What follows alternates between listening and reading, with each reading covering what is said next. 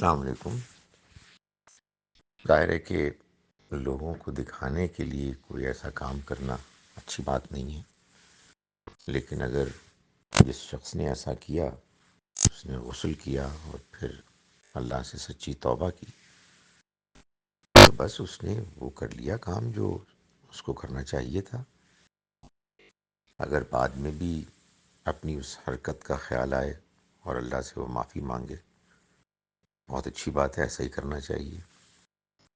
وہ کام جو انسان لوگوں کو دکھانے کے لیے کرتا ہے، بعض اوقات ان کا دل پر ایک اثر پڑتا ہے، اس اثر کو زائل کرنا چاہیے، اور وہ سوائے توبہ استغفار کے کسی اور چیز سے زائل نہیں ہو سکتا۔ تو جب کبھی خیال آئے اللہ سے معافی مانگے اور کوشش کرے کہ آئندہ کبھی اس طرح کا کام نہ ہو۔